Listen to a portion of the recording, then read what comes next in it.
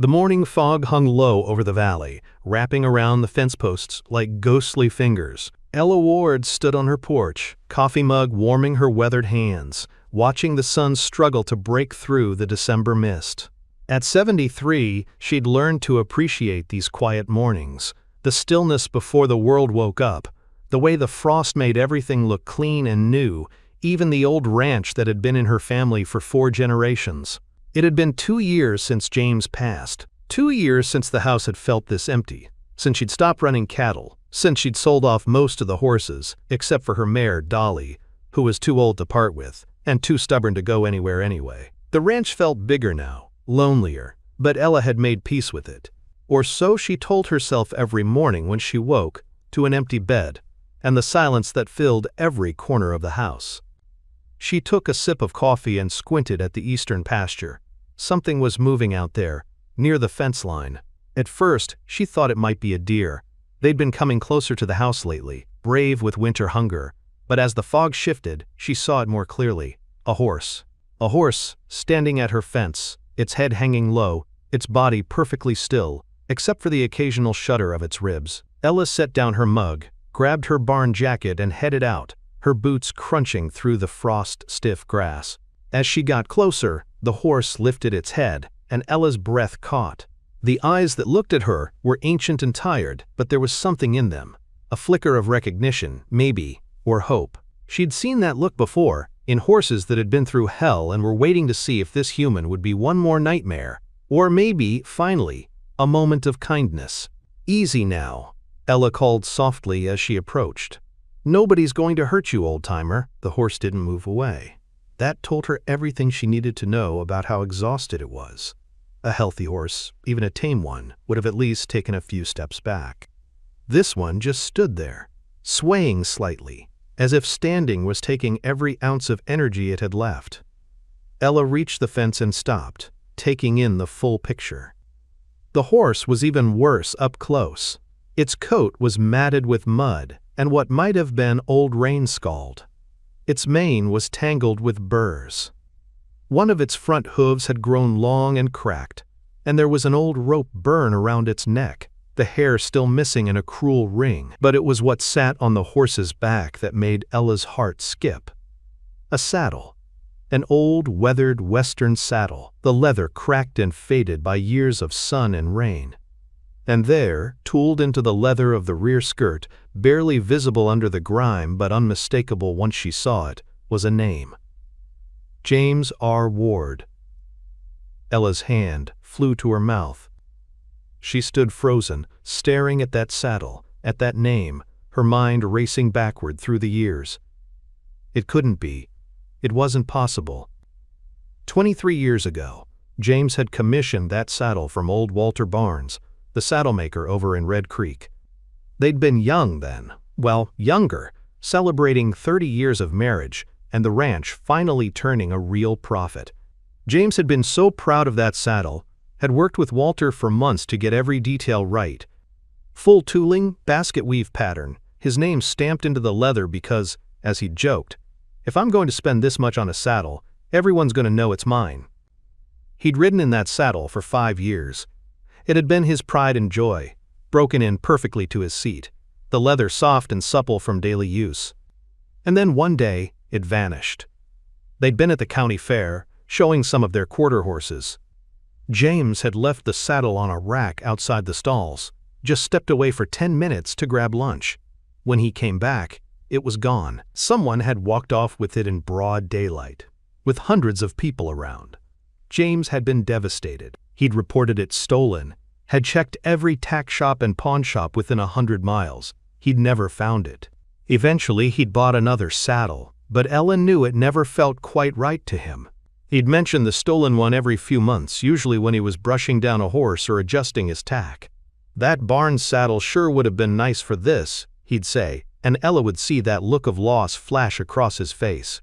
And now here it was, sitting on a half-starved horse at her fence, 2 years after James had died. Ella climbed through the fence rails, moving slowly, talking softly. "Where did you come from, boy? How did you get my husband's saddle?" The horse watched her approach but didn't move. Up close, she could see he was a gelding, probably in his late 20s or early 30s. He'd been a fine-looking horse once. Good bone structure, kind eyes, the build of a ranch horse that had done honest work. But now he was a shadow of whatever he'd been. She reached out carefully, letting him smell her hand. He stretched his neck toward her, his whiskers tickling her palm, and she could feel him trembling. Whether from cold, exhaustion, or fear, she couldn't tell. Maybe all three. "Come on then," she said gently. "Let's get you to the barn." She opened the gate and walked toward the barn, not looking back, trusting he would follow. She heard the slow, uneven clip-clop of hooves behind her. He was following, one painful step at a time. The next few hours passed in a blur of urgent, careful work. Ella got the horse into a stall, bedded deep with fresh straw. She removed the saddle with shaking hands, setting it aside to examine later. Under the saddle, the horse's back was raw in places, old pressure sores that had been rubbed over and over. She winced, anger flaring hot in her chest. Someone had ridden this horse into the ground. She started with water, just a little at a time, afraid he'd gorge himself in colic. Then she called Dr. Rosemary Kearney, the vet who'd taken over the practice when old Doc Stevens retired. Rosemary arrived within an hour, her truck rattling down the long driveway. She was in her 40s, efficient and compassionate in equal measure. She took one look at the horse and her mouth set in a grim line. "How long has he been here?" she asked, pulling on gloves. "Showed up this morning. Been less than 3 hours."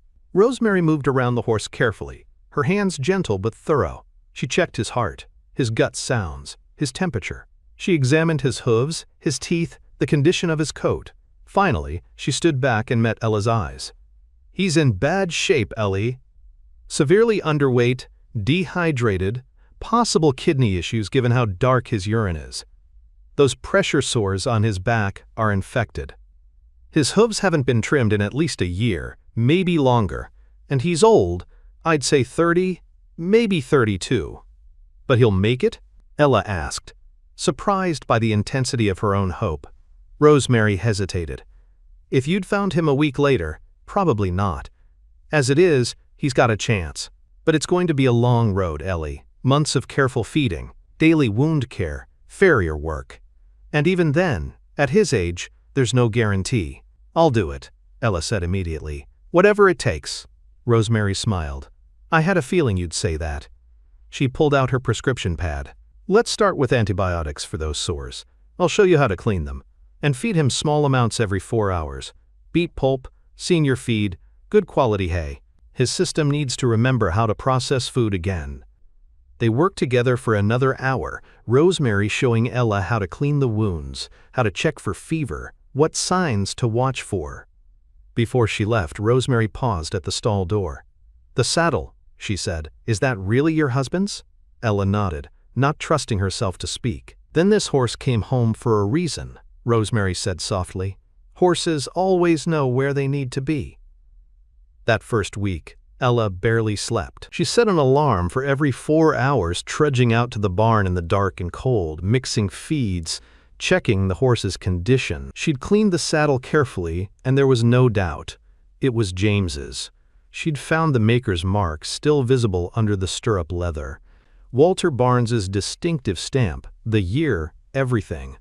The horse, she'd started calling him Reggie, a name that just seemed to fit, improved slowly. By the 3rd day, he was drinking water without prompting.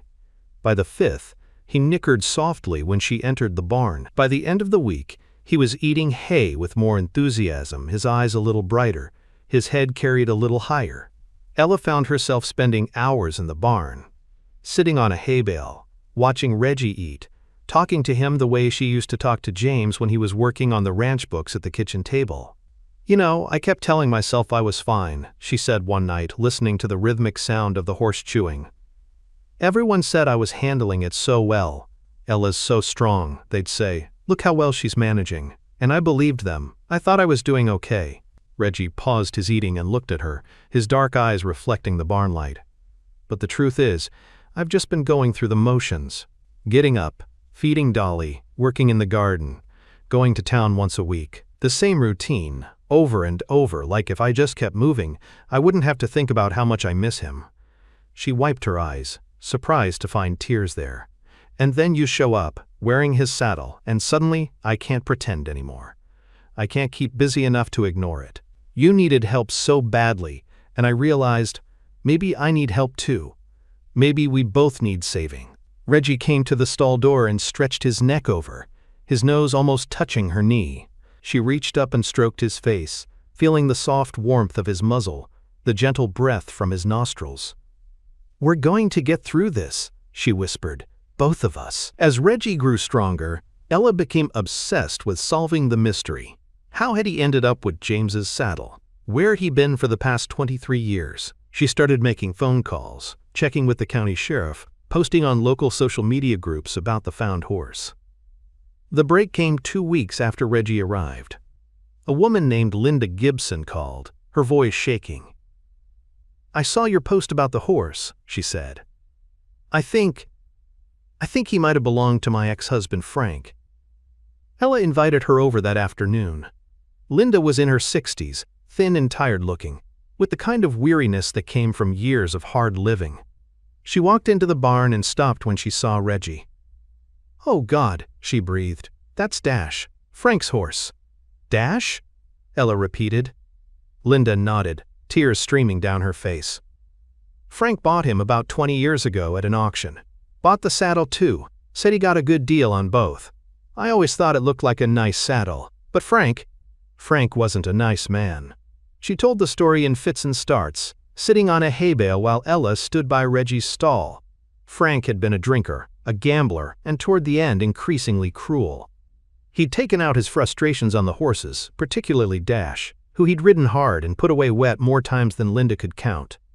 "I left him 5 years ago," Linda said. "Went to my sister's in Nevada. I didn't take Dash because Frank wouldn't let me, and I was just trying to get out alive, you know? I always felt guilty about leaving that horse." "What happened to your ex-husband?" Ella asked. "He died 3 months ago.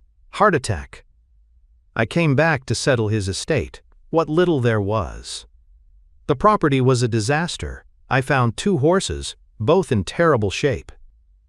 I managed to catch one and got it to a rescue, but Dash, he must have gotten out of the fence somehow. I looked for him for weeks, but," she shook her head, "I thought he'd died somewhere. I'm so sorry. I should have tried harder." Ella felt a surge of understanding. "You were surviving. I understand that." Linda looked at Reggie. "Dash, with such sadness. Is he going to be okay?" "He's getting there," Ella said. "Slowly but surely." Linda stood and walked to the stall, reaching through the bars to touch Dash's neck. The horse leaned into her hand and Linda sobbed. "I'm so sorry, boy. I'm so sorry I left you with him." "You're not responsible for your ex-husband's cruelty," Ella said firmly. "And Dash found his way here. He's safe now." Before Linda left, she signed over any claim to the horse. "He deserves better than I could give him anyway," she said. "Looks like he found it." The winter deepened, and with it, the bond between Ella and Reggie. She'd kept the name, deciding it suited him better than Dash for this new chapter of his life. Every day brought small improvements. The wounds on his back slowly healed, his ribs became less prominent. His coat, once dull and patchy, began to show hints of the deep black it had once been. The farrier, a kind man named Bill Castro, came every 2 weeks to gradually correct Reggie's hooves. Whoever had him wasn't trimming him, but they were riding him, Bill said, shaking his head. That's about as cruel as it gets. Ella's daughter, Diana, drove up from Denver for Christmas. She stood in the barn, watching her mother feed Reggie, and smiled. "You look different, Mom," she said. "Different how?" "Alive. You look alive again." Ella realized it was true. For the first time since James died, she had a purpose beyond simple survival. She had someone depending on her, someone who needed her care and attention. The alarm that went off every 4 hours wasn't an interruption anymore. It was a reminder that she was needed. She started riding Dolly again too, just gentle walks around the property. Sometimes she'd pony Reggie alongside them, letting him stretch his legs without the weight of a rider. He moved stiffly at first, but gradually his stride lengthened, his head came up, and Ella could see glimpses of the horse he must have been in his prime.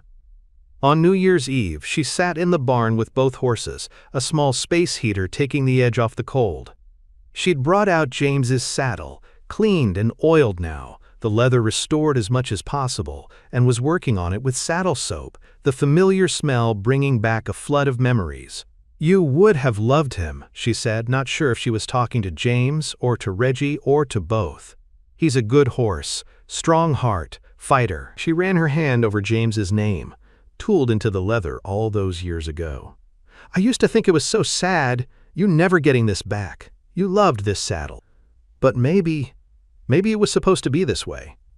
Maybe it had to go on this journey, through hard years and hard hands, carrying Reggie through his darkness, so it could bring him here, bring him home."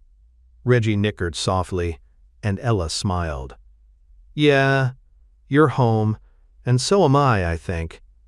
I've been lost too, boy, just in a different way." March brought warming winds and the first hints of green to the brown landscape. Reggie had transformed. He'd gained back nearly 200 pounds, his coat gleamed in his eyes. Those eyes that had been so dull and hopeless now sparked with interest and curiosity.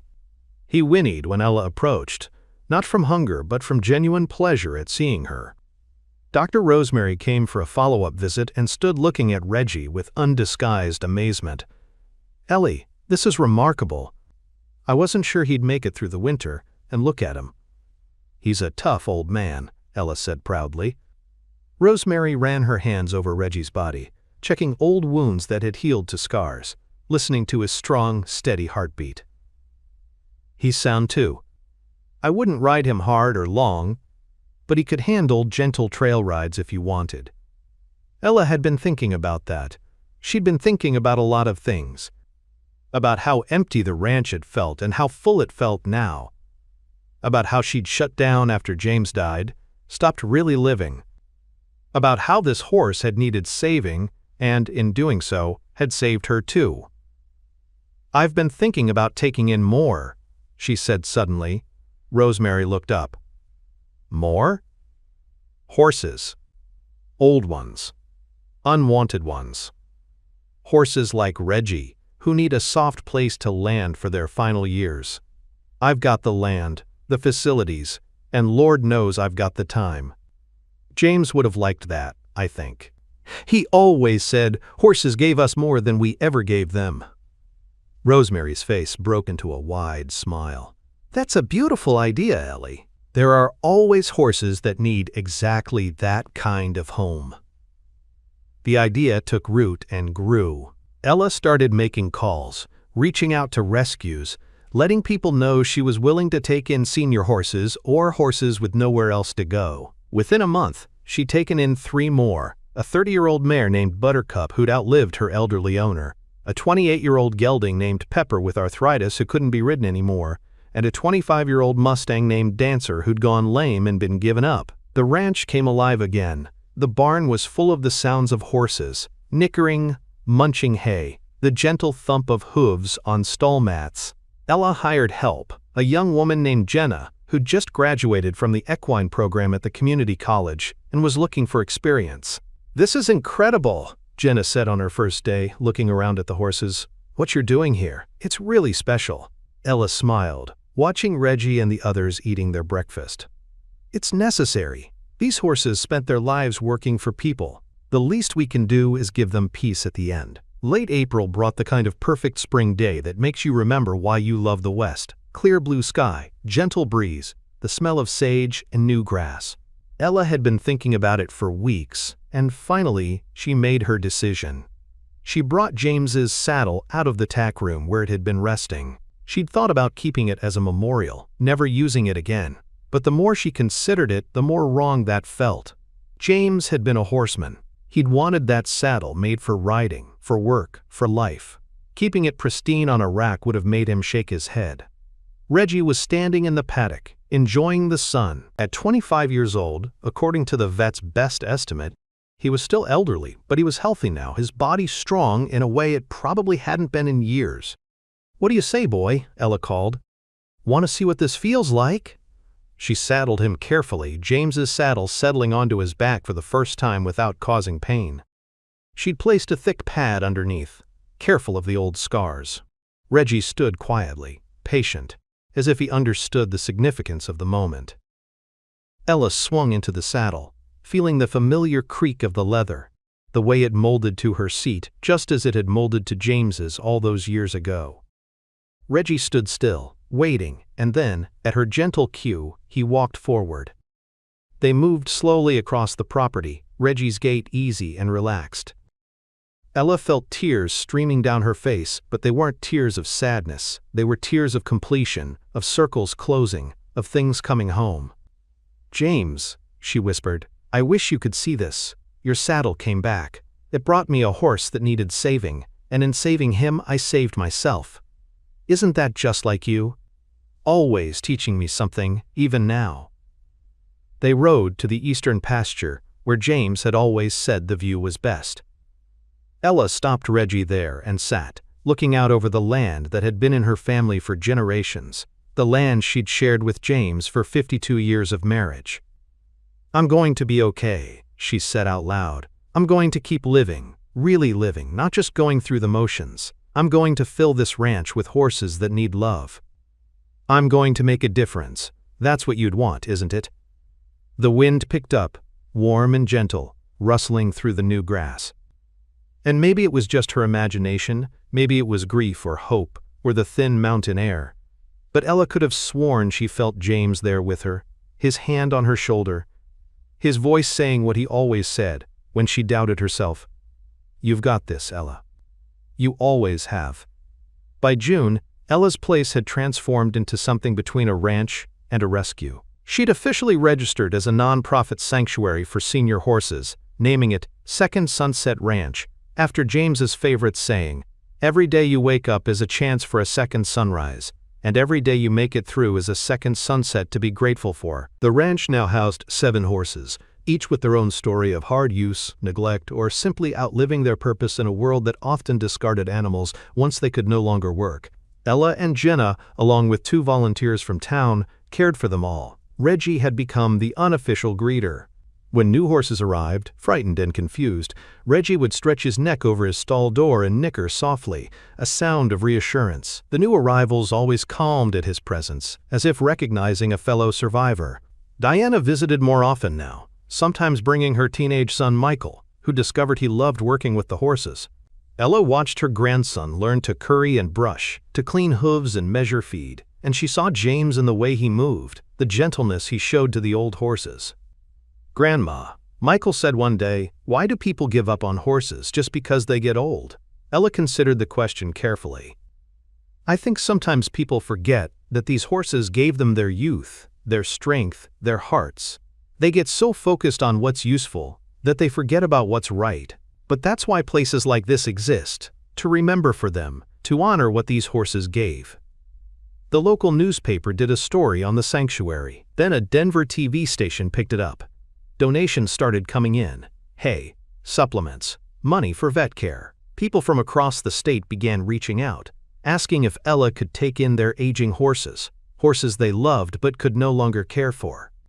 She couldn't take them all, but she took as many as she could manage, always keeping the welfare of the horses first. The ranch that had felt so empty and quiet after James died now rang with life. In late July, Ella received a letter forwarded by the county sheriff. It was from a man named Walter Barnes, Jr., son of the saddle maker who'd crafted James's saddle all those years ago. "Dear Mrs. Ward," it read, "my father passed away last year, and while settling his affairs I came across his old records. I saw that he made a saddle for your husband in 2002, and I remembered my father mentioning that it had been stolen. He always felt bad about that. Took a kind of pride in his work, you see, and it bothered him that someone who appreciated craftsmanship had lost something he'd made. I saw the news story about your horse sanctuary and about how your husband's saddle had found its way back to you. My father would have loved that story. He always said his saddles were meant to work, to be part of people's lives and their horses' lives. Knowing that his saddle traveled so far and brought you together with a horse that needed you, that would have made him smile. If you ever need repair work on the saddle, please reach out. I've taken over my father's business, and I'd be honored to maintain his work free of charge. Some things are more important than money.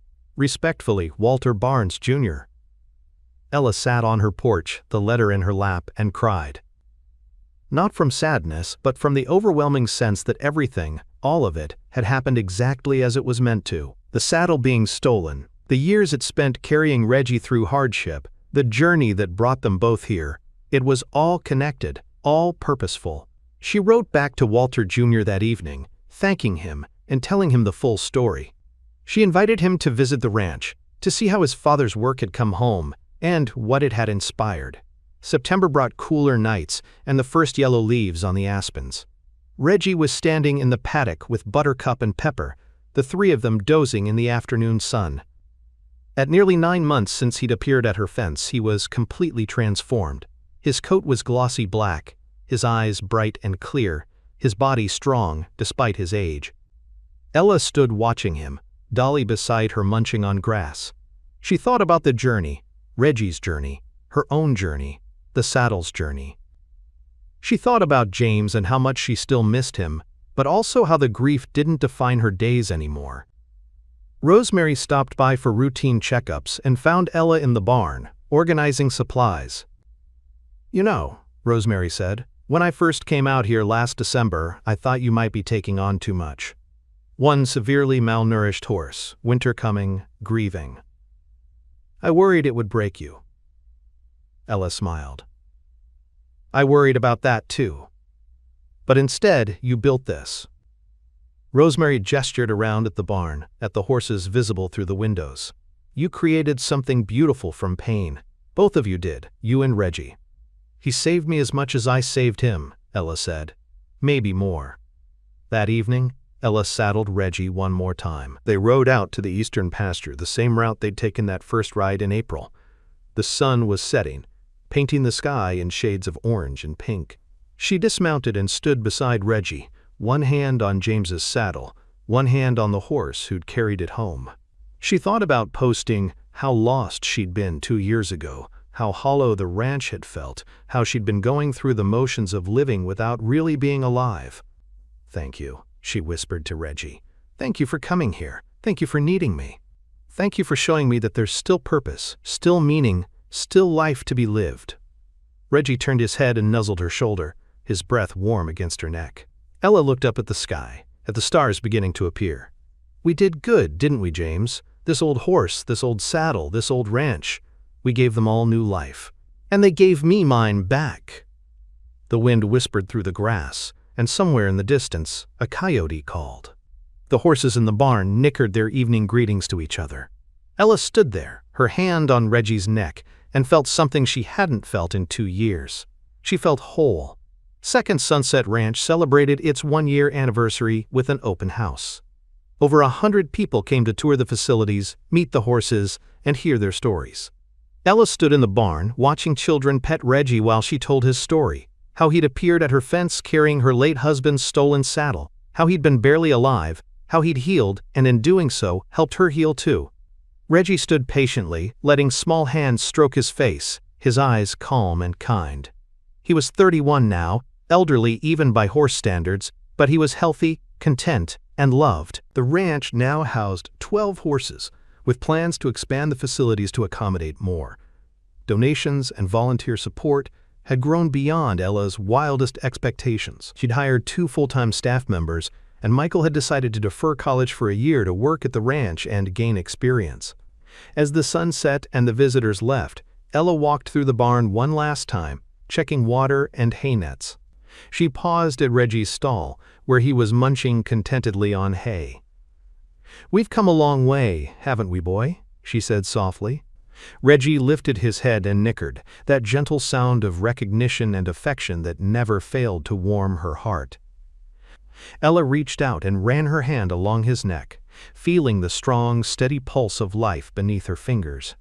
James's saddle hung on a rack nearby, still used for gentle rides but also standing as a reminder of the journey, the long, unexpected journey that had brought an old horse and an old woman together, saving them both.